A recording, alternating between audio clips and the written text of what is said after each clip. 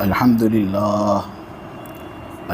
لله نحمده ونستعينه ونستغفره ونؤمن به ونتوكل عليه ونعوذ بالله من شرور أنفسنا ومن سيئات أعمالنا من يهده الله فلا مضل له ومن يضلله فلا هادي له ونشهد أن لا إله إلا الله وحده لا شريك له ونشهد أن سيدنا ومولانا وحبيبنا محمدا عبده ورسوله الحمد لله وكفى والصلاة والسلام على رسوله المصطفى وعلى عباده الذين ارتضى ومن بهداهم اهتدى وبآثار أهل المدينة اكتفى أعوذ بالله من الشيطان الرجيم بسم الله الرحمن الرحيم فإذا لقيتم الذين كفروا فضرب الرقاب حتى إذا أثخنتموهم فشدوا الوثاق فإذا لقيتم الذين كفروا فضرب الرقاب حتى إذا أثخنتموهم فشدوا الوثاق فإما منا بعد وإما فداء حتى تضع الحرب أوزارها ذلك ولو يشاء الله لانتصر منهم ولكن ليبلو بعضكم ببعض والذين قتلوا في سبيل الله فلن يضل أعمالهم سيهديهم ويصلح بالهم ويدخلهم الجنة عرفها لهم يا أيها الذين آمنوا إن تنصروا الله ينصركم ويثبت أقدامكم والذين كفروا فتعسا لهم وأضل أعمالهم ذلك بأنهم كرهوا ما أنزل الله فأحبط أعمالهم أفلم يسيروا في الأرض فينظروا كيف كان عاقبة الذين من قبلهم دمر الله عليهم وللكافرين أمثالها ذلك بأن الله مولى الذين آمنوا وأن الكافرين لا مولى لهم إن الله يدخل الذين آمنوا وعملوا الصالحات جنات تجري من تحتها الأنهار والذين كفروا يتمتعون ويأكلون كما تأكل الأنعام والنار مثوى لهم صدق اللہ العظیم۔ شوقین حضرات آ جائیں قریب، سن لے تھوڑی دیر کے لیے قرآن کی تفسیر۔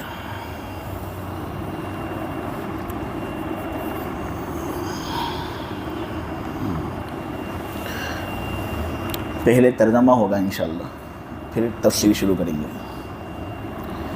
پھر جب ان لوگوں سے تمہارا مقابلہ ہو جنہوں نے کفر اپنا لیا ہے تو ان کی گردنیں اڑا دو، یہاں تک کہ جب تم ان کی طاقت بالکل کچل دے چکے ہو تو پھر اس کے بعد مضبوطی سے ذرا ان کو قید کر دو۔ پھر ان کو قید کر لینے کے بعد یا تو احسان کر کے ان قیدیوں کو چھوڑ دو یا پھر معاوضہ لے کر ان قیدیوں کو چھوڑ دو، اور یہ سلسلہ جاری رکھنا ہے یہاں تک کہ جنگ اپنے ہتھیار پھینک کر ختم ہو جائے۔ تو جب تک جنگ اپنے ہتھیار پھینک کر ختم نہیں ہو جاتی تب تک مارنے دھارنے کا اور قید کرنے کا سلسلہ جاری رکھنا ہے۔ تم کو اس بات کا حکم دیا جا رہا ہے، اور اگر اللہ چاہتا تو خود ان سے بدلہ لے سکتا تھا، اور اللہ ان سے خود بدلہ لے لیتا، لیکن اللہ تم کو قتال کا حکم دے رہا ہے اس لیے تاکہ وہ تمہارا آپس میں ایک دوسرے کے ذریعے امتحان لے، اور وہ لوگ جو اللہ کے راستے میں قتل کیے جاتے ہیں ہرگز اللہ ان کے اعمال برباد نہیں کرے گا۔ ان قریب اللہ ان کو منزل مقصود تک پہنچائے گا اور ان کے احوال سنوار دے گا اور ان کو جنت میں داخل کر دے گا، ایسی جنت جس کی پہچان اللہ نے ان کو کرا دی ہوگی۔ اے ایمان والو، اگر تم اللہ کی مدد کرو گے اللہ تمہاری مدد کرے گا اور تمہارے قدموں کو جما کر رکھ دے گا، اور وہ لوگ جنہوں نے کفر اپنایا ہے ان کے لیے تباہی اور بربادی ہے، اور اللہ ان کے اعمال برباد اور تباہ کر کے رکھ دے گا۔ یہ اس لیے کیونکہ انہوں نے ناپسند کیا وہ جو اللہ نے نازل کیا، نتیجے میں اللہ تبارک و تعالی ضرور ان کے اعمال برباد کرے گا۔ کیا یہ لوگ زمین میں چلے پھرے نہیں کہ دیکھے کہ ان لوگوں کا انجام کیسا ہوا جو ان سے پہلے تھے؟ اللہ نے ان پر بربادی ڈالی اور کافروں کے لیے تو ایسا ہی انجام ہونے والا ہے۔ یہ اس لیے کہ اللہ ایمان والوں کا کام بنانے والا ہے اور کافروں کا کوئی کام بنانے والا نہیں۔ یقین جانو لوگو، اللہ ان لوگوں کو جو ایمان لائے اور جنہوں نے نیک اعمال کیے، اللہ ایسے لوگوں کو باغات میں داخل کرے گا جن کے نیچے سے نہریں رواں دواں ہوتی ہیں، اور وہ لوگ جنہوں نے کفر اپنایا ہے جو مزے اڑاتے ہیں اور کھاتے ہیں اس طرح جس طرح جانور کھاتے ہیں، تو ایسے لوگوں کے لیے تو ٹھکانہ آگ ہی ہے، ان کو آگ ہی راس آئے گی اور آگ ہی ان کا مستقل طور پر ٹھکانہ اور انجام ہے۔ یہ سورہ محمد کی تفسیر اللہ کے فضل و کرم سے آپ لوگوں کے سامنے پچھلے ہفتے شروع ہوئی تھی، اب اسی کو جاری رکھنا ہے۔ یہ بات آپ لوگوں کے سامنے بیان کی گئی تھی کہ سورہ محمد تو اس کا ایک نام ہے، جبکہ اس کا دوسرا نام سورہ قتال ہے، کیونکہ اس سورت کے اندر لڑنے جھگڑنے کے احکام بیان ہوئے ہیں، جہاد کے احکام بیان ہوئے ہیں، اور یہ بھی شریعت کا ایک مستقل حصہ ہے جس کو جاننا بہت ضروری ہے۔ لہٰذا اس لیے مفسرین اس سورت کو سورہ قتال بھی کہتے ہیں۔ سب سے پہلے ہمیں جو بات سمجھنی ہے وہ یہ ہے کہ جہاد کس کو کہتے ہیں۔ تو ایک جہاد کا ٹیکسٹ بک ڈیفینیشن ہے، اور ایک جہاد وہ جہاد ہے جو شریعت کے اندر جانا جاتا ہے۔ جہاد کا اگر ٹیکسٹ بک ڈیفینیشن ہم دیکھیں تو جہاد کا مطلب ہوتا ہے مشقتیں برداشت کرنا، اپنی طاقت کو خرچ کرنا، صرف کرنا۔ اب خواہ وہ مشقت دین کے لیے آدمی برداشت کرے یا کسی اور کام کے لیے برداشت کرے، جہاد کا لفظ اس سلسلے میں استعمال ہوتا ہے۔ لیکن شریعت کے اندر جب بھی جہاد کا لفظ بولا جائے گا اور جب بھی قرآن حدیث کے اندر جہاد کا لفظ آئے گا تو اس سے مراد اللہ کے راستے میں مارم ماری، قتل و قتال کرنا ہے، خون بہانا ہے، اللہ کے دین کو سر بلند کرنے کے لیے۔ مفتی سعید احمد صاحب پالنپوری رحمۃ اللہ علیہ جو دیوبند کے سابق شیخ الحدیث تھے، انہوں نے یہ بات لکھی ہے کہ دیکھو قرآن حدیث کے اندر جب بھی فقط جہاد کا لفظ آئے، جہاد یا مجاہدے یا قتال کے مادے کے ساتھ فی سبیل اللہ کی قید آئے، یا فقط فی سبیل اللہ قرآن کے اندر آئے، تو اس سے مراد اللہ کے راستے میں مارم ماری کرنا ہے، قتل و قتال کرنا ہے، اللہ کے دین کو سر بلندی عطا کرنے کے لیے۔ لہٰذا ایک بات جاننی ضروری ہے کہ وہاں پھر ان آیتوں کے اندر ہم کوئی دوسرا دین کا کام فٹ کر دیں اور جہاد کے جو فضائل ہیں ہم اس کو کسی دوسرے دین کے کام کے لیے ثابت کریں تو یہ بالکل مناسب نہیں۔ جہاد کے بارے میں چند چیزیں آپ لوگوں کے سامنے واقف کرانا نہایت ضروری ہے۔ سب سے پہلی بات تو یہ ہے کہ لوگ عامتاً یہ سمجھتے ہیں کہ جہاد ایک طرح کا ظلم ہے۔ نہیں، جہاد دین کو سر بلند کرنے کا نام ہے، اس کے ذریعے سے مسلمان اپنی حفاظت کرتے ہیں، لوگوں کو امن و امان پہنچایا جاتا ہے۔ ظاہر سی بات ہے فقط باتیں کرنے سے امن و امان پہنچے گا نہیں، فقط باتیں کرنے سے ظلم ہٹنے والا نہیں ہے، اس کے لیے کبھی کبھی خون بہانا ضروری ہوتا ہے، مارم ماری کرنی ضروری ہوتی ہے۔ اسی لیے سورہ قتال کے اندر تفصیلی احکام اس سلسلے میں بیان ہوئے ہیں۔ تو پہلی بات جو جاننی ضروری ہے وہ یہ ہے کہ جہاد ظلم کے مترادف نہیں، بلکہ دین کے اندر عدل و انصاف باقی رکھنے کے لیے، دنیا کے اندر عدل و انصاف باقی رکھنے کے لیے جہاد ایک بہت ضروری ہے، جو شاید ہر مذہب والا اپنی اپنی اصطلاح کے اندر اس کو فٹ کرتا ہو۔ جنگ بغیر دنیا کے اندر عدل و انصاف قائم نہیں رہ سکتا۔ اگر آدمی مکمل جنگ بندی چاہتا ہے کہ پوری دنیا سے جنگ بندی ختم ہو جائے تو اس کے لیے پہلے جنگیں کرنی پڑیں گی، اور جو باطل طاقتیں ہیں ان کو زیر و زبر کرنا پڑے گا، پھر دنیا کے اندر عدل و انصاف پھیلتا ہے۔ اور مسلمانوں کے اوپر جو جہاد فرض کیا گیا ہے اس کے اندر فقط یہ نہیں کہ آدمی حیوانوں کی طرح لڑائی جھگڑا کرے، جو سامنے آئے اس کو قتل کر دے، نہیں، بلکہ صحیح احادیث کے اندر ہے، نبی کریم صلی اللہ علیہ وسلم نے کہا ہے کہ میدان جنگ کے اندر عورتوں پر حملہ نہیں کرنا، کیونکہ وہ کمزور ہوتی ہیں، اسی طرح بچوں پر حملہ نہیں کرنا، بوڑھوں پر حملہ نہیں کرنا،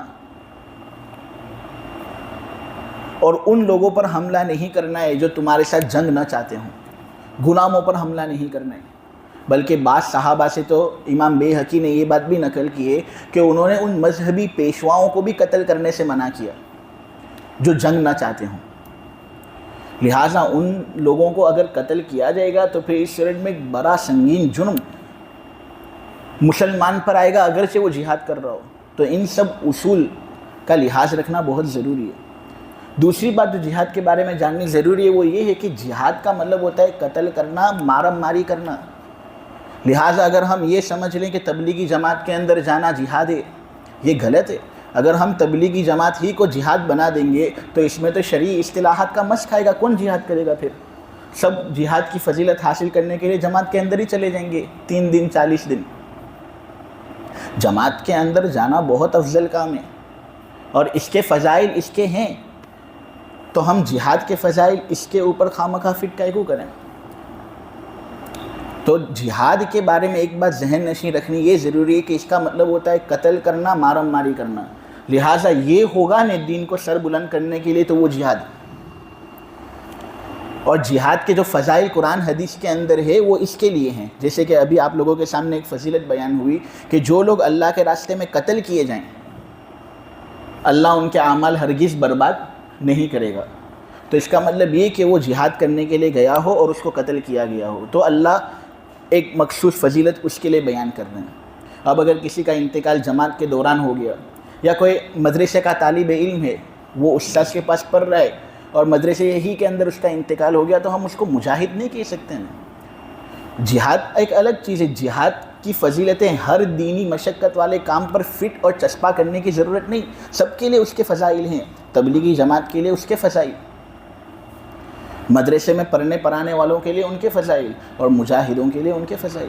اور عرف کے اندر بھی اگر ہم دیکھتے ہیں تو جہادی اسی شخص کو کہا جاتا ہے جو اس طرح دین کو سر بلندی عطا کرنے کے لیے لڑائی جھگڑا کرے۔ لہٰذا ہم کو اسی پر نظر نہیں رکھنی ہے۔ اگر ہم اس طرح ہر دینی مشقت والے کام کو، مثلا ہمارا کام اس میں بھی مشقت ہے کہ بھائی مستقل آدھے پونے گھنٹے تک بات کرنا، آدھے پونے گھنٹے تک دین کی بات سننا، فتنے بھرے والے ماحول میں مشقت ہو رہی ہے، ہم اس کو بھی جہاد کہنا شروع کر دیں گے تو شرعی اصطلاحات کا ایک ایسا مسخ ہمارے سامنے آئے گا جو کبھی قیامت کی صبح تک بند نہیں ہوگا۔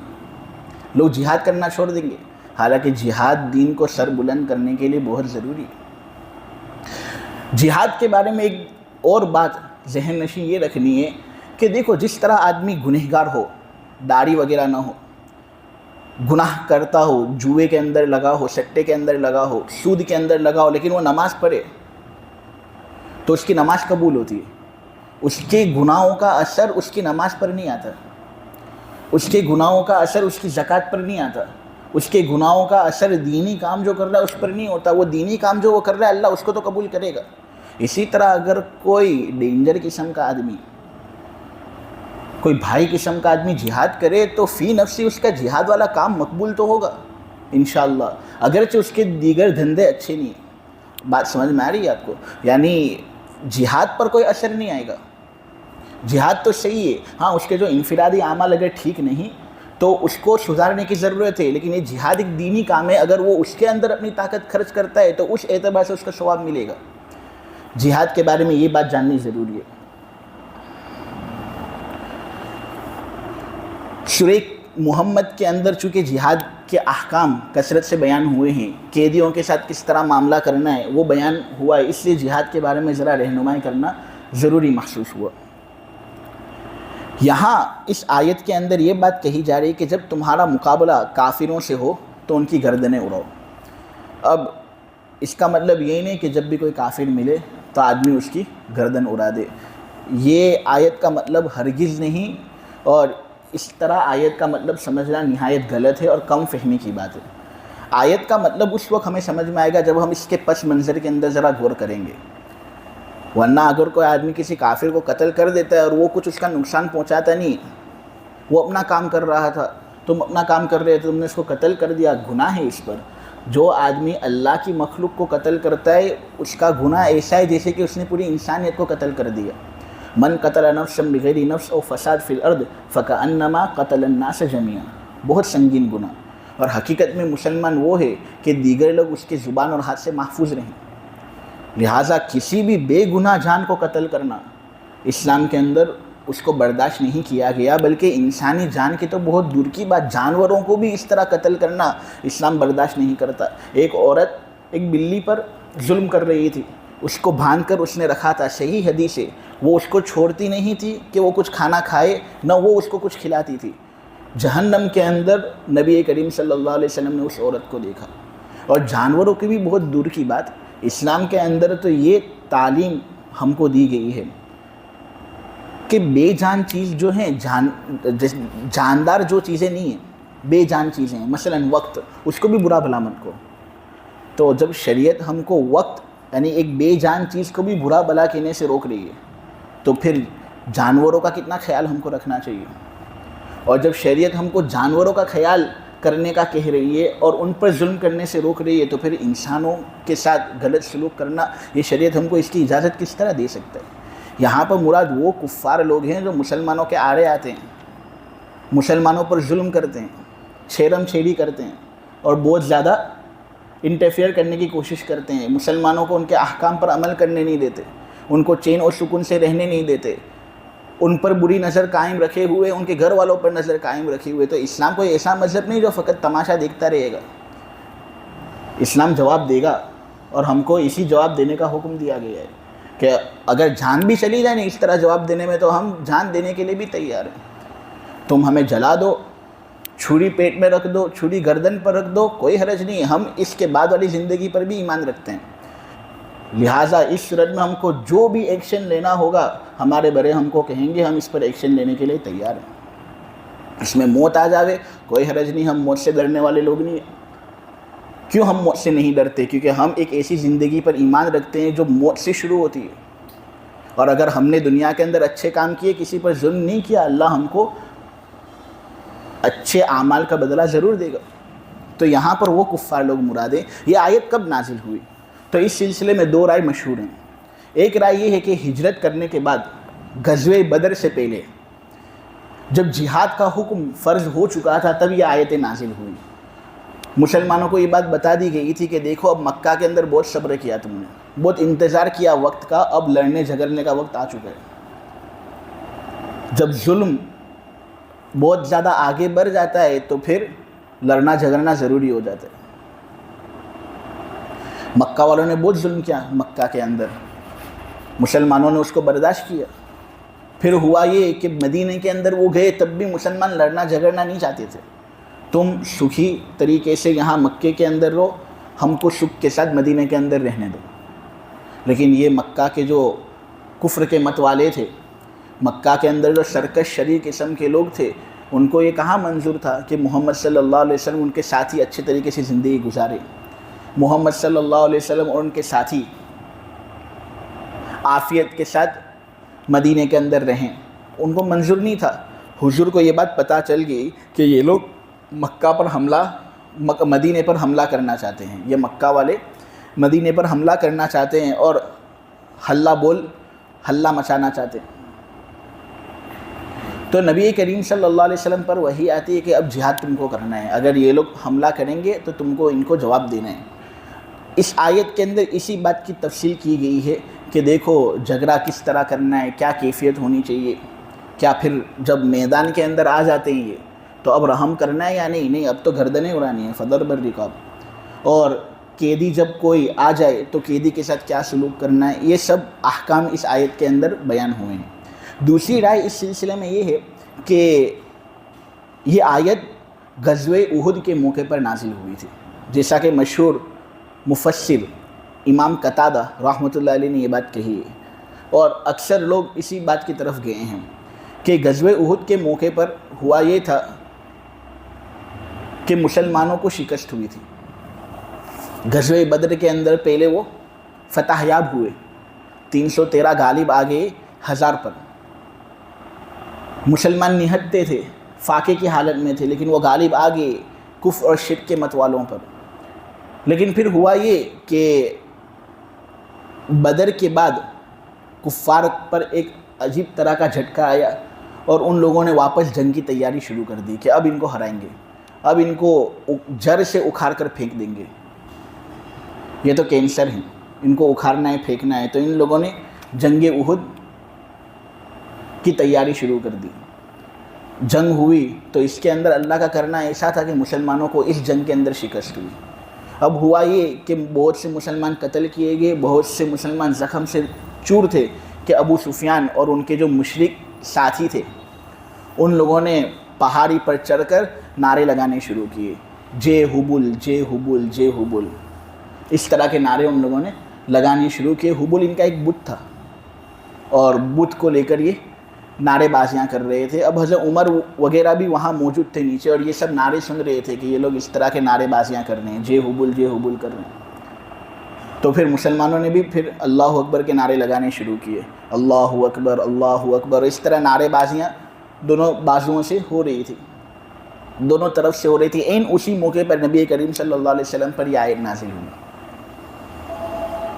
کہ دیکھو غزوہ بدر کے موقع پر اللہ نے تم لوگوں کو فتح دی تھی، اے مسلمانوں، اللہ نے تم کو غالب رکھا تھا، تمہارا ہاتھ اونچا تھا، تو تم کو یہ کرنا چاہیے تھا کہ تم دشمنوں کی کمر توڑ دیتے، بالکل ان کا خاتمہ کر دیتے، اور اتنا لڑتے جھگڑتے مارتے کہ واپس تمہارے سامنے کھڑے ہونے کی ان کو ہمت نہ ہوتی۔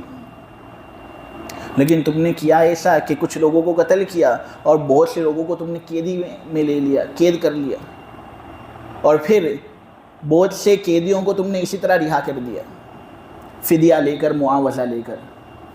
ما کان نبی ان یکون لہ اسری حتی یثخن فی الارض، ایک نبی کے لیے اس وقت یہ مناسب نہیں تھا کہ اس کے پاس اس طرح کے قیدی ہوں۔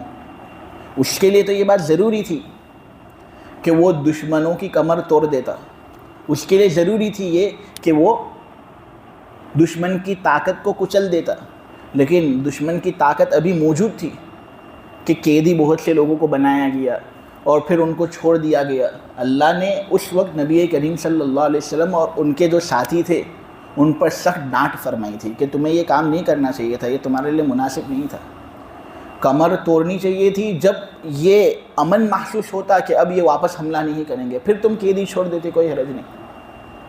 لیکن اس طرح ان کی طاقت کو کچل دینے سے پہلے ہی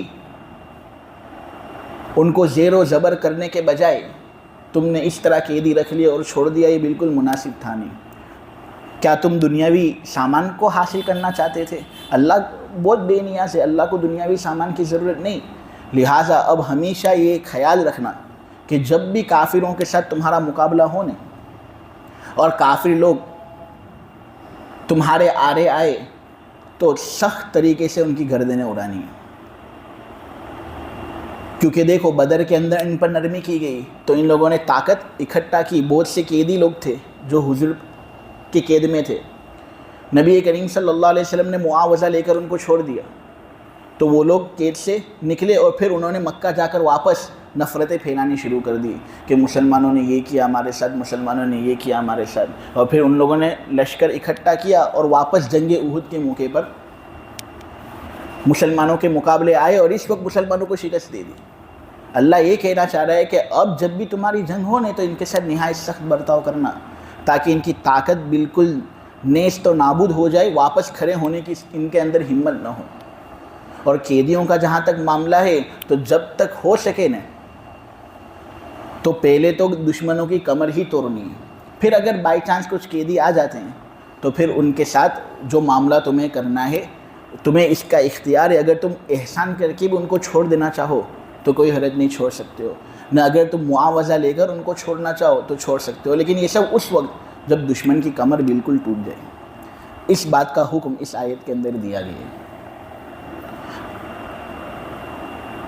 مسلمانوں کی قید کے اندر جو مشرک کافر لوگ آتے ہیں ان کے ساتھ کیا رویہ ہونا چاہیے، تو اس سلسلے میں شریعت کے اندر کل 6 صورتیں بیان کی گئی ہے۔ اگر حاکم وقت اور بادشاہ جو ہے مسلمان کا، وہ ان 6 صورتوں میں سے کوئی بھی ایک صورت اختیار کرنا چاہے تو اس کو اس کا اختیار کرنے کا حق ہے، وہ جو بھی صورت اختیار کرنا چاہے کر سکتا ہے جو وہ مناسب سمجھے۔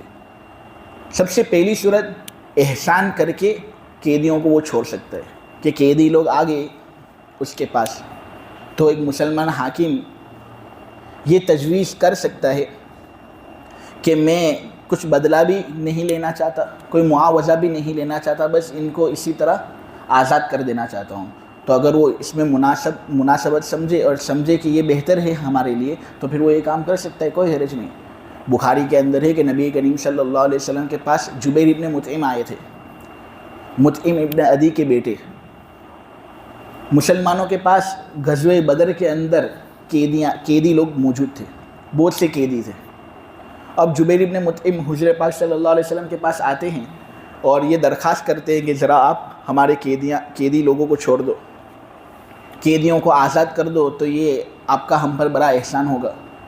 نبی کریم صلی اللہ علیہ وسلم نے کہا، اے جبیر، اگر تیرا باپ زندہ ہوتا نا، مطعم ابن عدی، اور وہ میرے پاس آتا اور ان قیدیوں کے لیے سفارش کرتا تو میں ضرور اس کی سفارش قبول کرتا، لیکن تم لوگوں کا کوئی بھروسہ نہیں، میں ان قیدیوں کو آزاد کر دوں اور اسی طرح بدلہ لیے بغیر ان کو چھوڑ دوں تو ہو سکتا ہے تم لوگ واپس ہم پر ہی حملہ کر دو۔ اور ایسا ہوا، حضور نے بدلہ لے کر چھوڑا نہیں تو واپس ان لوگوں نے حملہ کیا غزوہ احد کے اندر۔ خیر، لیکن اس حدیث سے یہ بات معلوم ہوتی ہے کہ اگر مطعم ابن عدی زندہ ہوتے ہیں تو حضور قیدیوں کو اسی طرح چھوڑ دیتے۔ معلوم ہوا کہ قیدیوں کو اس طرح چھوڑنا جائز ہے، بغیر معاوضہ لیے بھی، تاکہ دشمن پر اس کا ایک گہرا اثر ہو، ان کا دل نرم ہو جائے اور وہ واپس حملہ کرنے کے بارے میں نہ سوچیں۔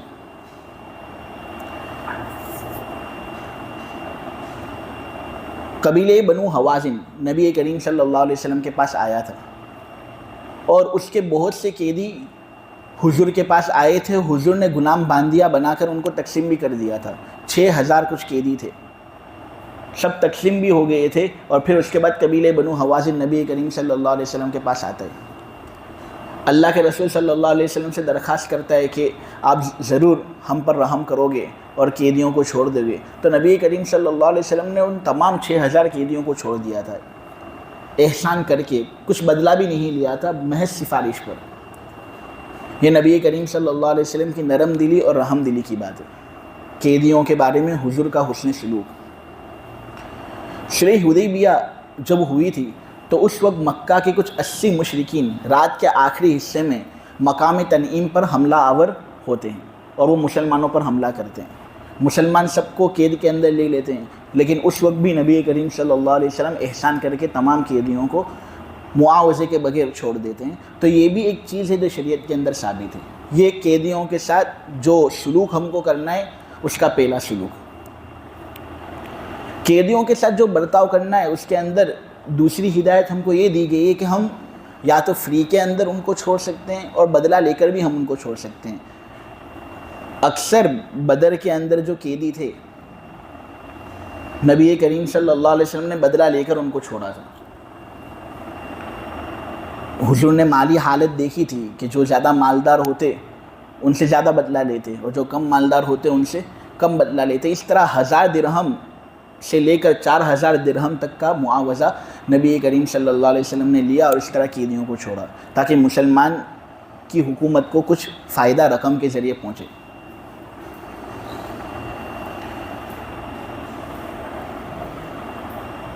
فدیے کے لیے یہ ضروری نہیں کہ بدلے کے اندر وہ پیسے ہی دیں اور پھر اپنے قیدیاں چھڑا لیں، بلکہ اگر وہ کوئی عملی مشقت بھی برداشت کرتے ہیں تو عملی محنت کی وجہ سے بھی قیدیوں کو چھڑایا جا سکتا ہے۔ جو لوگ بدر کے اندر قیدی بنے ہوئے تھے، نبی کریم صلی اللہ علیہ وسلم نے دیکھا کہ جو لکھنا پڑھنا جانتا ہونے اس کا فدیہ یہ ہوگا کہ اگر وہ چھوٹنا چاہتا ہے تو اس کے لیے ضروری ہے کہ وہ مسلمانوں میں سے 10 بچوں کو لکھنا پڑھنا سکھا دے۔ تو اگر کوئی آدمی 10 بچوں کو لکھنا پڑھنا سکھا دیتا ہے تو اس مشقت کی وجہ سے نبی کریم صلی اللہ علیہ وسلم اس کو چھوڑ دیتے۔ تو ضروری ہے کہ فدیہ مال ہی ہو، عملی محنت بھی فدیہ بن سکتی ہے، جیسا کہ نبی کریم صلی اللہ علیہ وسلم کے اس عمل سے ثابت ہوا۔ اس سے ایک اشارہ ہم کو یہ ملتا ہے کہ لکھنا پڑھنا کتنا ضروری ہے، کہ حضور نے مستقل اس کو فدیہ بنایا کہ اگر تم کو چھوٹنا ہے تو تم دیکھو لکھنا پڑھنا جانتے ہو، مسلمانوں کے 10 بچوں کو لکھنا پڑھنا سکھا دو تو تم آزاد۔ تو لکھنا پڑھنا کتنا ضروری ہوگا. ہاں ہمارے نبی کی شان تھی کہ ان کو نہ لکھنا آتا تھا نہ پڑھنا آتا تھا، اور یہ حضور کے لیے بہت اچھی چیز تھی، کیونکہ اگر حضور کو لکھنا پڑھنا آتا تو لوگ الزام لگاتے کہ انہوں نے لکھ کر اور پڑھ کر یہ قرآن ہمارے سامنے پیش کیے. تو اسلام ثابت کرنا تھا اور یہ بات بتانی تھی کہ اتنا شاندار کلام ایک ایسے آدمی کی جانب سے پیش ہوا ہے جس کی شان ہی یہ تھی کہ ان کو نہ لکھنا آتا تھا نہ پڑھنا آتا تھا. تو اسلام کی جو بات ہے اس کے اندر ایک وزن آتا ہے. اس لیے حضور کی شان یہ تھی کہ ان کو لکھنا نہیں آتا تھا، پڑھنا نہیں آتا تھا. بہت سے لوگوں کو میں یہ مشورہ دیتا ہوں کہ اگر تم کو کچھ علمی مطالعہ شروع کرنا ہو تو سب سے پہلے مغیبات کے سلسلے میں مطالعہ شروع کرو. ان باتوں پر ذرا غور کرو اور پڑھنا شروع کرو جو نبی کریم صلی اللہ علیہ وسلم نے 1400 سال پہلے بیان کی تھی کہ آئندہ زمانے کے اندر یہ ہونے والا ہے. جب تم ان باتوں کو پڑھو گے اور اس میں غور کرو گے تو ضرور یہ نتیجہ تمہارے سامنے آئے گا کہ ایک ایسا نبی جن کی شان ہی یہ تھی کہ ان کو نہ لکھنا آتا تھا نہ پڑھنا آتا تھا، انہوں نے اتنی زبردست باتیں کہی جو آئندہ زمانے میں ہونے والی ہے. کس طرح ایک ان پڑھ نبی اس طرح باتیں بیان کر سکتے ہے؟ ضرور بالضرور یہ نبی اپنی طرف سے بیان نہیں کرتا تھا، اللہ نبی کو بتاتے تھے اور نبی پھر نقالی کرتے تھے. تبھی تو 1400 سال بعد یہ سب باتیں حرف بحرف صادق ہو رہی ہیں، یہ پیشن گوئیاں ہمارے سامنے واضح ہو رہی ہیں. نبی کریم صلی اللہ علیہ وسلم کی ایک حدیث ہے جس کو بیان حضرت ابو ہریرہ کرتے ہیں، بے حقی کے اندر وہ روایت موجود ہے. نبی پاک صلی اللہ علیہ وسلم فرماتے ہیں کہ لوگوں پر ایک زمانہ ایسا آئے گا، اور یہ بات حضور نے 1400 سال پہلے کہی تھی کہ لوگوں پر ایک زمانہ ایسا آئے گا کہ لوگ ہلاک ہوگا اپنی اولاد کی وجہ سے، لوگ ہلاک ہوں گے اپنی بیویوں کی وجہ سے، اور لوگ ہلاک ہوں گے اپنے والدین کی وجہ سے. صحابہ بڑے تعجب میں کہ ایک آدمی کو ہلاک اس کی بیوی کرے گی، ایک آدمی کو ہلاک اس کے اپنے کریں گے، ماں باپ کریں گے، اولاد کرے گی. نبی کریم صلی اللہ علیہ وسلم نے کہا جی بالکل ایک زمانہ ایسا آنے والا ہے، وہ مرد کو آر دلائیں گے فقر کی، اور اس پر ایسی چیزوں کی ذمہ داریاں ڈالیں گے جس کے اٹھانے کی طاقت مرد کے اندر ہوگی نہیں. لہٰذا وہ ان جگہوں کے اندر گھسے گا جہاں گھسنا اس کے لیے مناسب نہیں ہے، اور اس گھسنے کے اندر وہ اپنے دینی معاملوں کو پورا برباد اور ہلاک کر دے گا. وہ فقر کی آر دلائیں گے، یعنی کہیں گے اسے کہ تو فقیر ہے، کچھ کماتا نہیں ہے، تو دیکھ بازو والے لوگ کتنا گھومتے ہیں، ان کی سواریاں کتنی عمدہ ہوتی ہیں، ان کے پاس تو 4 ویلر بھی ہے، ہمارے پاس تو پہننے کے لیے ٹھیک کے کپڑے بھی نہیں. ان کی دعوتیں دیکھو کتنی شاندار ہوتی ہے دعوتیں، اور ہماری دعوتیں یا تو ہوتی ہی نہیں ہے، تو ہوتی بھی ہے تو ابھی ہم دال چاول کھلا دیتے ہیں. ہمارے کپڑے بالکل سادے، ہم کوئی گھومنے جاتے نہیں ہیں، کوئی کھانا پینا عمدہ قسم کا نہیں. تو اس طرح مرد کو فقر کی آڑ دلائیں گے کہ تو کیا کماتا ہے. اب مرد سوچتا ہے کہ میں تو پورا دن کماتا ہوں، میں تو پورا دن محنت کرتا ہوں، 24 گھنٹے محنت کے اندر لگا ہوا ہوں، کوئی نہ کوئی تدبیر میرے ذہن کے اندر ہوتی ہے کہ اس طرح کروں، اس طرح کماؤں، اس طرح کروں، اس طرح کماؤں، لیکن اب آ ہی نہیں رہا مال، تو اس میں میرا کیا قصور. تو اس طرح وہ گھر والے اس پر بوجھ ڈالیں گے ایسا جس کو اٹھانے کی اس کے اندر طاقت نہیں ہوگی. تو پھر وہ سوچے گا کہ اب چلو جوئے کے اندر لگنا ہے، اب چلو سکتے کے اندر لگنا ہے، لوٹری کے اندر لگنا ہے، گیمبلنگ کے اندر لگنا ہے، حرام کاموں کے اندر لگنا ہے. اور اس طرح پھر وہ حرام کاموں کے اندر جائے گا، حرام کاموں کے اندر گھسے گا، اور اپنا دین بھی برباد کر دے گا، اپنی روح بھی برباد کر دے گا، اور ایمان بھی برباد کر دے گا. ایک دن ایسا آئے گا کہ وہ اپنا ایمان ہی بیچ کر آ جائے گا. یہ نبی کریم صلی اللہ علیہ وسلم کی حدیث آج کے زمانے کی پوری عکاسی نہیں کرتی.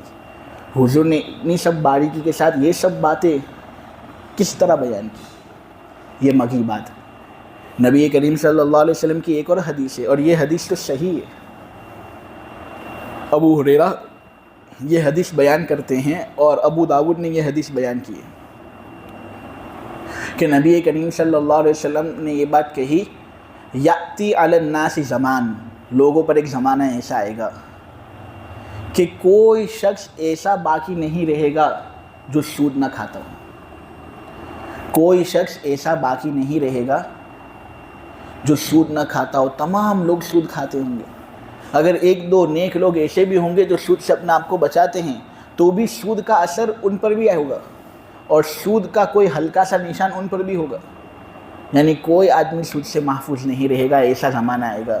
آج ہم دیکھتے ہیں تو گاڑی لیتے اس میں سود، موبائل کے اندر آن لائن پیمنٹ ہوتی ہے اس میں سود، دھندا کرتے ہیں بینک کے ساتھ کچھ تعلقات قائم کرنے ہوتے ہیں اس میں سود، ہر چیز کے اندر سود، دوائی لیتے ہیں اس میں سود، علاج ہوتا ہے اس میں سود، ہر چیز کے اندر سود ہے۔ نبی کریم صلی اللہ علیہ وسلم نے 1400 سال پہلے یہ سب باتیں ہم کو بتا دی تھی کہ یہ ہوگا، اور شان تو یہ ہے کہ حضور نے یہ سب باتیں اس وقت کہی تھی جب حضور لکھنے کا لام اور پڑھنے کا پا بھی نہیں جانتے تھے، ان کی شان ہی یہ تھی۔ تو دیکھو اب حضور کی باتوں پر ایمان آتا ہے یا نہیں؟ تو حضور کا معاملہ ایسا تھا کہ لکھنا پڑھنا ان کو حاصل نہ ہو تو یہ حضور کے لیے ایک شان تھی، لیکن حضور نے مستقل امت کا خیال رکھا اور کہا قیدیوں سے کہ اگر تم کو چھوٹنا ہے تو 10 بچوں کو لکھنا پڑھنا تم کو سکھانا ہوگا۔ یہ اشارہ ہم کو دیتا ہے اس بات کی طرف کہ اپنے آپ کو اور اپنے بچوں کو خصوصاً دینی علوم پڑھانے کی کتنی ضرورت ہے، دینی علم دینا کتنا ضروری ہے، یہ تو بہت ضروری ہے۔ اللہ تبارک و تعالی نبی کریم صلی اللہ علیہ وسلم کو جو پہلا حکم دیا تھا وہ اقرا تھا، پڑھو لکھو غور کرو۔ معلوم ہوا کہ یہ بہت اہم چیز ہے، لیکن آج ہم اسی سلسلے کے اندر بڑے کوتا ثابت ہو رہے ہیں، دینی معاملے کے اعتبار سے بھی دنیاوی معاملے کے اعتبار سے بھی۔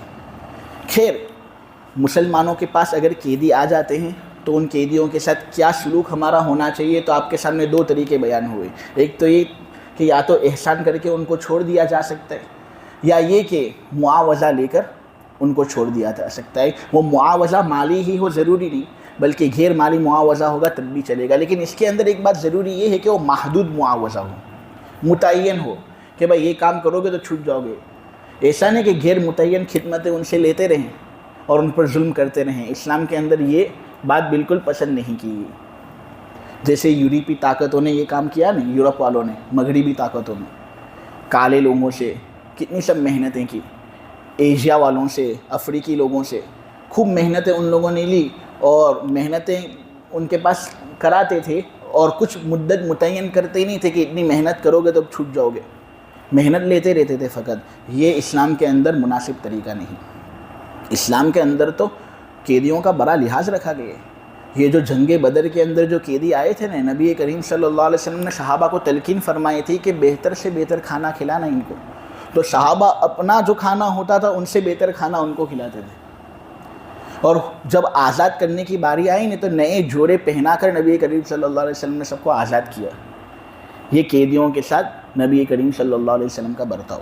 تیسری صورت جو یہاں آیت کے اندر بیان نہیں ہوئی لیکن شریعت کے اندر ثابت ہے، وہ یہ کہ قیدیوں کے ساتھ یہ معاملہ ہو سکتا ہے کہ تبادلہ ہو۔ ہمارے کچھ قیدی وہاں دشمنوں کے پاس موجود ہوں، دشمنوں کے کچھ قیدی ہمارے پاس ہوں، تو بھائی تبادلہ کر لیں، ہمارے قیدی ہم کو دے دو، تمہارے قیدی تم لے جاؤ۔ یہ بھی نبی کریم صلی اللہ علیہ وسلم سے ثابت ہے۔ اور جو ابھی فلسطین اور اسرائیل کے مابین جنگ ہو رہی ہے اس کے اندر یہی ہو رہا ہے، قیدیوں کا تبادلہ ہو رہا ہے، مسلمان قیدیوں کو آزاد کرو، ہم تمہارے قیدیوں کو آزاد کریں گے۔ تو یہ بھی ایک معروف صورت ہے جو شریعت کے اندر اصل رکھتی ہے۔ نبی کریم صلی اللہ علیہ وسلم کے پاس بنو اکیل کا ایک شخص قید کے اندر گرفتار تھا۔ بنو اکیل والے کہہ رہے تھے کہ ہم کو ہمارا قیدی دو، تو نبی کریم صلی اللہ علیہ وسلم نے ان سے یہ کہا کہ دیکھو تم حریف ہو طائف والوں کے، طائف والوں کے پاس 2 مسلمان قیدی ہیں، تم اگر ان سے کہتے ہو کہ وہ 2 مسلمان قیدی چھوڑ دے تو ہم تمہارے آدمی کو چھوڑ دیتے ہیں۔ اس طرح تبادلہ ہوا۔ یہ بھی ایک چیز ہے جو جاننی ہے۔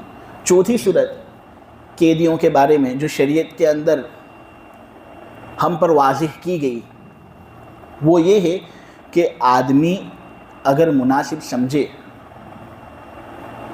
حاکم اگر مناسب سمجھے، مسلمان بادشاہ اگر مناسب سمجھے تو وہ ان قیدیوں کو غلام باندھی بھی بنا سکتا ہے۔ دیکھو یہ اس زمانے کی میں بات کر رہا ہوں جب غلام باندیاں بنانے کی اجازت عالمی سطح پر موجود تھی۔ آج کل اگر ہم دیکھتے ہیں تو یہ جو عالمی سطح کے اقوام ہیں نا، ان کے مابین ایک معاہدہ ہو گیا ہے کہ قیدیوں کو قتل نہیں کیا جائے گا، نہ قیدیوں کو غلام باندھی بنایا جائے گا۔ یہ ایک ایسا عہد ہے کہ تمام مسلمانوں نے اس عہد کے اندر شرکت کی ہے، لہٰذا اب معاہدے کی روح سے اس پر عمل کرنا مناسب نہیں۔ اگر کوئی آدمی اب قیدی کو غلام بندی بناتا ہے تو یہ معاہدے کی پاس نہیں رکھ رہا، حالانکہ معاہدے کی پاس رکھنا مسلمانوں پر ضروری ہے۔ تو آج کے زمانے میں کرنے کی اجازت نہیں، لیکن جب اجازت تھی یا اگر بعد میں جا کر اجازت ہو جائے تو قیدیوں کو غلام بندی بھی بنایا جا سکتا ہے، اسلام کے اندر یہ بھی ایک حصہ ہے۔ اور دیکھو غلام بندی کا جو نظام ہے، خود شریعت نے اس کو بہت زیادہ پسند نہیں کیا، یہ درجے مجبوری کے اندر کرنا پڑتا ہے۔ شریعت نے اس کو پسند نہیں کیا، اس کی دلیل یہ ہے کہ جہاں بجا آپ دیکھو گے قرآن کے اندر، حدیث کے اندر یہ بات آئی ہے کہ تم غلام کو آزاد کرو۔ کوئی گناہ ہو جاوے، قسم کھا لی لیکن پھر قسم کا پاس نہ رکھ سکے، توڑنا پڑا تم کو، تو غلام آزاد کرو۔ کوئی گناہ ہو گیا، غلام آزاد کرو، کوئی گناہ ہو گیا، غلام آزاد کرو۔ نہیں، جہاں بجا شریعت کے اندر غلاموں کو آزاد کرنے کی تلقین دی گئی ہے، جس میں سے بہت سے مقامات پر ایسے ہیں جہاں پر مسلمان غلاموں کو آزاد کرنے کی بات ہے، اور بہت سے مقامات ایسے ہیں جہاں پر یہ بھی فقہا نے اجازت دی کہ کافر غلاموں کو آزاد کرو گے تب بھی چلے گا۔ لہٰذا شریعت نے یہ سسٹم پسند نہیں کی۔ دیکھو جس زمانے میں نبی کریم صلی اللہ علیہ وسلم مبعوث ہوئے تھے نا، اس زمانے میں معاملہ ایسا تھا کہ غلام بندیوں کا رواج ہر کچے پکے گھر کے اندر موجود تھا۔ جیسے آج کے زمانے میں جو گھر کے اندر کام والی بائیں آتی ہیں نا، اس کا رواج کس طرح ہر کچے پکے گھر کے اندر موجود ہے، اس طرح اس زمانے میں غلام بندیوں کا رواج عالم کے ہر کونے کے اندر تھا۔ اب اگر حضور ڈائریکٹ کہہ دیتے کہ غلام بندی رکھنا بالکل جائز نہیں، جڑ سے جائز نہیں، سود جس طرح حرام، شراب جس طرح، اس طرح غلام بندی کو رکھنا حرام، تو پھر لوگ اسلام قبول ہی نہ کرتے، متنفر ہو جاتے کہ یہ چیز تو ضروری ہے۔ اس زمانے میں اس کی اتنی زیادہ ضرورت باقی تھی۔ اگر آج ہم گھر کی عورتوں کو جمع کریں نہ ان کو یہ کہہ دے کہ ایک کام والی بائی کو بلاتے ہو، یہ اس کی ذات پر ظلم ہے، یہ نہیں کرنا چاہیے تمہیں، تو وہ گھر والی عورتیں سب بغاوت پر اتر جائیں گی کہ اگر ہم ان کو نہیں بلائیں گے تو کیا گھر کا کام ہم کو کرنا پڑے گا، ہم اب گھر کا کام کریں گے تو بچوں کا دھیان کون رکھے گا، بچوں کا خیال کون رکھے گا۔ تو اس طرح ایک طرح کی نفرت پھیل جاتی لوگوں کے مابین، اس لیے اس کو باقی رکھا گیا۔ اس کے فوائد پر نظر رکھی گئی۔ فوائد کیا ہے؟ فوائد یہ کہ غلام بندی جب ہمارے پاس آئیں گے تو ہمارے ساتھ رہیں گے، جب مسلمانوں کے ساتھ رہیں گے، ان کا حسن سلوک دیکھیں گے، ان کا بیہیویئر دیکھیں گے تو وہ بھی اسلام لانے پر تیار ہو جائیں گے۔ نہ اگر مسلمان ہیں تو کامل مسلمان بنیں گے۔ اور نبی کریم صلی اللہ علیہ وسلم نے تو بہت زیادہ غلاموں اور باندیوں کے خیال کا ہم کو حکم دیا ہے۔ حضور نے ایک حدیث کے اندر یہ بات کہی، اور بالکل صحیح حدیث ہے، بخاری کے اندر موجود ہے، کہ غلام باندیاں جو ہیں نا، یہ تمہارے بھائی بہن ہیں، لہٰذا ان کے ساتھ سلوک اس طرح کرو جس طرح سلوک تم اپنے بھائی بہنوں کے ساتھ کرتے ہو۔ جو کھانا تم کھاؤ ان کو وہ کھانا کھلاؤ، جو لباس تم پہنو اس طرح کا لباس ان کو پہناؤ۔ اور احادیث کے اندر کثیر مقدار میں احادیث ایسی ہیں جس کے اندر غلام کو تعلیم دینے اور غلام کو علم سکھانے اور پڑھائی دینے کے بارے میں نبی کریم صلی اللہ علیہ وسلم نے ترغیب دلائی ہے۔ اسی لیے آپ دیکھو گے اسلام ہسٹری کے اندر بہت سے بڑے علماء وہ تھے جو یا تو غلام تھے یا پہلے غلام تھے، ان کے آقاؤں نے ان کو آزاد کیا۔ آزاد ہو جانے کے بعد ان لوگوں نے علم حاصل کرنا شروع کیا اور بڑے عالم بنے گے لوگ۔ اگر ان کے ساتھ غلط سلوک ہوتا تھا تو پھر اتنا بڑا عالم بننے کی کیا ضرورت تھی، اتنی سب نالج حاصل کرنے کی کیا ضرورت تھی۔ یہ دلیل ہے کہ اسلام نے ایک فائدہ اس سلسلے میں رکھا کہ دیکھو یہ قیدی لوگ ہمارے پاس آئے تھے، اگر ہم چاہتے تو ان کو قتل کر سکتے تھے، لیکن ہم نے ان کو قتل نہیں کیا، ہم نے ان کو غلام بندی بنا لیا تاکہ یہ ہمارے ساتھ رہیں اور ہمارا حسن سلوک دیکھ کر یہ بھی مسلمان بن جائیں اور جہنم سے بچ جائیں۔ اور پھر دھیرے دھیرے یہ پوری سسٹم جو تھی وہ شریعت کے اندر چونکہ ناپسند تھی، اس لیے حضور نے کفاروں کے اندر غلام کی آزادی کا تذکرہ کیا اور جگہ موقع پر غلام کو آزاد کرنے کی بات ہمارے سامنے کی۔ دلیل ہے اس بات پر کہ یہ شریعت کے اندر ایک ایسی سسٹم تھی جو پسند نہیں تھی، لیکن ضرورت کے تحت اس کو باقی رکھا گیا تھا، فوائد پر نظر رکھی گئی تھی، اس لیے کہ اگر جڑ سے اس کو اکھاڑ دیتے تو تمام لوگ اسلام سے متنفر ہو جاتے، کوئی اسلام قبول کرنا ہی نہ چاہتا۔ قیدیوں کے بارے میں یہ ایک ہدایت ہم کو دی گئی۔ اس زمانے میں قیدیوں کے ساتھ کیسے سلوک کیے جاتے تھے، آپس میں قیدیوں کو لڑایا جاتا تھا، غلاموں کو لڑایا جاتا تھا، باندیوں کو لڑایا جاتا تھا، بے لباس ان کو گھمایا جاتا تھا شہروں کے اندر، ادنا غلطی ہو جاوے اس پر خطرناک سے خطرناک سزا ان کو ملتی تھی۔ نبی کریم صلی اللہ علیہ وسلم نے یہ سب طریقے مٹا دیے، اور ان کے ساتھ ہم کو اس طرح سلوک کا حکم دیا گیا کہ جس طرح ایک آدمی اپنے بھائی کے ساتھ سلوک کرتا ہے۔ بہت بڑی بات ہے اس زمانے کے اعتبار سے۔ جو پانچویں ہدایت قیدیوں کے سلسلے ہم کو دی گئی ہے وہ یہ ہے کہ اگر حاکم مناسب سمجھے تو وہ قیدیوں کو قتل بھی کر سکتا ہے۔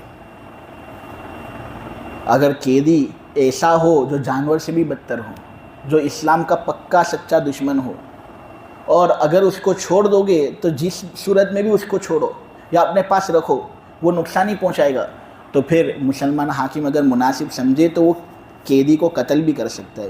جیسے بہت سارے لوگوں کو قتل کرنے کا حکم نبی کریم صلی اللہ علیہ وسلم نے دیا۔ جیسے بدر کے موقع پر ایک قیدی تھا عتبہ ابن ابی معیط، نبی کریم صلی اللہ علیہ وسلم نے اس کو قتل کرنے کا حکم دیا۔ نضر ابن حارث، اس کو قتل کرنے کا حکم نبی کریم صلی اللہ علیہ وسلم نے دیا۔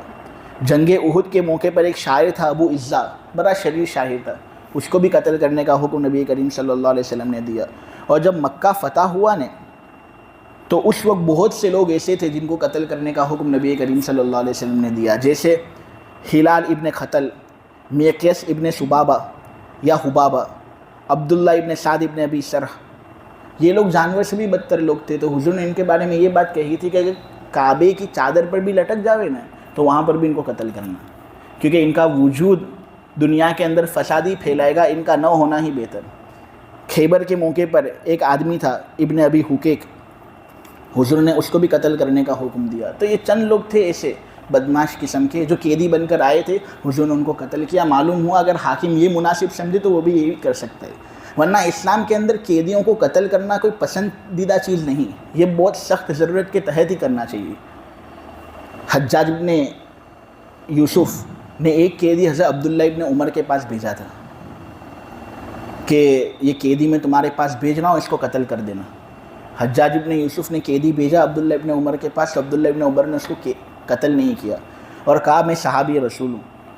اور ایک بات تجھے سننی پڑے گی، وہ یہ ہے کہ جب کوئی قیدی بن کر آتا ہے نا تو اس کو قید کر لینا کافی ہے، اس کو قتل نہیں کرنا چاہیے۔ معلوم ہوا قتل کرنا اچھی بات نہیں، لیکن اگر بہت ضرورت ہو قتل کیا جا سکتا ہے، ٹھیک ہے۔ اور چھٹی ہدایت جو قیدیوں کے سلسلے میں ہمیں دی گئی ہے وہ یہ ہے کہ اگر مسلمان بادشاہ مناسب سمجھے تو ان کو آزاد کر کے ان کو اس بات کا پابند بنا سکتا ہے کہ اب تم کو ہمارے شہر کے اندر ہی رہنا ہے، لیکن ہمارے شہر کے اندر تم رہو گے آزاد طریقے سے نہیں، تم کو ٹیکس ادا کرنا پڑے گا، زمینی ٹیکس بھی ادا کرنا پڑے گا اور مالی ٹیکس بھی ادا کرنا پڑے گا، تاکہ تمہارا ہمارے شہر کے اندر رہنے سے ہم کو کچھ فائدہ ہو۔ تم تو ویسے تھے قیدی، تم ہمارے ساتھ جنگ کرنے کے لیے آئے تھے، اگر ہم چاہتے تو تم کو قتل بھی کر سکتے تھے، لیکن ہم تم کو موقع دے رہے ہیں، اپرچونیٹی دے رہے ہیں کہ تم ہمارے ملک کے اندر آؤ، ہماری اکانومی بڑھاؤ، ہم کو ٹیکس ادا کرو اور ہمارا فائدہ پہنچاؤ۔ تو اس کی بھی اجازت ہے۔ جس طرح مسلمانوں سے زکوٰۃ وصول کیا جاتا ہے، اسی طرح جو کافر لوگ مسلمانوں کے ملک کے اندر رہتے ہیں نا ان سے جزیہ وصول کیا جاتا ہے۔ جس طرح مسلمانوں سے عشر لیا جاتا ہے، عشر جو زمین ہوتی ہے نا اس میں جو پیداوار ہوتی ہے اس کا 10واں حصہ عشر کہلاتا ہے، 10%۔ یعنی جب آدمی کی زمین ہو اور اس زمین سے غلہ اگتا ہو تو اس غلے کا 10% نکالنا ضروری ہوتا ہے۔ زکوٰۃ اور عشر کے اندر فرق ہے۔ دیکھو زکوٰۃ کے اندر سال کا گزرنا ضروری ہے، سال گزرے گا تو زکوٰۃ واجب ہوگی، لیکن عشر کے اندر سال کا گزرنا ضروری نہیں۔ اسی طرح زکوٰۃ کے اندر اگر آدمی نصاب کی مقدار کو پہنچ جائے تو ایک مخصوص رقم اس کو نکالنی ہوتی ہے، اب نفع ہو یا نہ ہو جو بھی ہو، اگر نصاب کو پہنچ جاتا ہے مال اور سال اس پر گزر جاتا ہے تو نفع اگرچہ نہ ہو زکوٰۃ نکالنی ہے۔ لیکن عشر کے اندر معاملہ ایسا ہے کہ اگر کوئی سال ایسا ہو کہ پیداوار بالکل اگتی ہی نہ ہو تو اس صورت میں عشر معاف ہو جاتا ہے۔ زکوٰۃ قرض سے معاف ہو جاتا ہے لیکن عشر قرض سے معاف نہیں ہوتا، یہ چند فرق ہیں۔ اور عشر کے اندر ہمارا مذہب یہ ہے کہ سبزیاں ہوں، فروٹس ہوں، جو بھی ہوں، تمام چیزوں کا 10% نکالا جائے گا۔ تو جس طرح مسلمانوں پر زکوٰۃ اور عشر ہے، اسی طرح کافروں پر خراج تھا، زمین کا ٹیکس، جزیہ تھا۔ تو یہ بھی ایک صورت ہے جو قیدیوں کے ساتھ برتی جا سکتی ہے۔ نبی کریم صلی اللہ علیہ وسلم کی لائی ہوئی شریعت کے اندر اس کا بھی ہمیں ثبوت ملتا ہے۔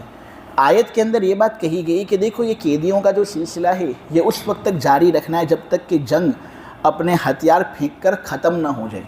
اگر جنگ بالکل ختم ہو چکی ہے، معاہدہ ہو چکا ہے، تو اب کسی بھی رینڈم آدمی کو پکڑ لینا، اس کو قتل کرنا یا اس کو قید کرنا، اس کی اجازت نہیں۔ یہ جنگ کے احوال آپ کے سامنے بیان کیے جا رہے ہیں۔ دیکھو اگر اللہ چاہتا تو خود ان سے انتقام لے لیتا، عذاب ان پر نازل کرتا، لیکن اللہ نے دنیا بنائی ہے آزمائش کی دنیا۔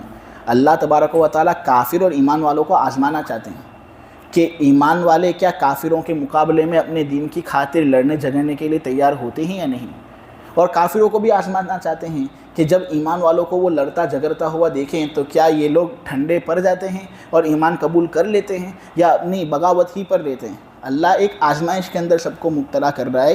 دیکھو جو لوگ جنگ کے اندر قتل کیے جاتے ہیں، لڑائی جھگڑا کر رہے ہوتے قتل کیے جاتے ہیں، تو شاید تم یہ سمجھو کہ ابھی فتح ان کے ہاتھوں سے نصیب ہوئی نہیں، فتح حاصل ہونے سے پہلے ہی ان کی جنگ ہو گئی، تو شاید ان کا اجر ان کو نہ ملے۔ تو یہ غلط بات ہے، انہوں نے اپنی جان دی ہے، اللہ بہتر سے بہتر اجر سے ان کو نوازے گا، ان کے اعمال اللہ برباد نہیں کرے گا، ان کو ان کی منزل مقصود تک پہنچائے گا اور ان کے احوال ان کے لیے سنوار دے گا۔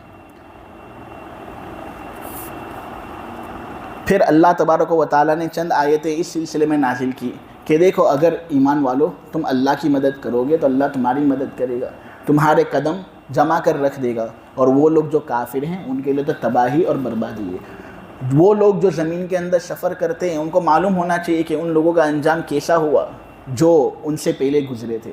ان لوگوں نے ناانصافیاں کی تو اللہ نے ان کو برباد کیا، لہٰذا ہم کو ان کے جیسے کام نہیں کرنے، ہم کو عدل و انصاف دنیا کے اندر قائم رکھنا ہے، ایمان کے ساتھ متصف ہونا ہے، تو اللہ تبارک و تعالی ہمارا کام ہمارے لیے بنا دے گا۔ اور دیکھو ایمان والوں کا کام بنانے والا اللہ ہے، کافروں کا کوئی کام بنانے والا نہیں۔ اس طرح سورہ محمد کے پہلے رکوع کی تفسیر آپ لوگوں کے سامنے مکمل ہوئی۔ آج کے سبق کے اندر اکثر جو مسائل تھے وہ جہاد ہی سے متعلق تھے، امید ہے آپ لوگوں کو کچھ فائدہ پہنچا ہو۔ صلی اللہ علیہ وسلم۔ اللہم ربنا تقبل منا انک انت السمیع العلیم وتب علینا یا مولانا انک انت التواب الرحیم۔ سبحان ربک رب العزة عما یصفون وسلام علی المرسلین والحمد للہ رب العالمین۔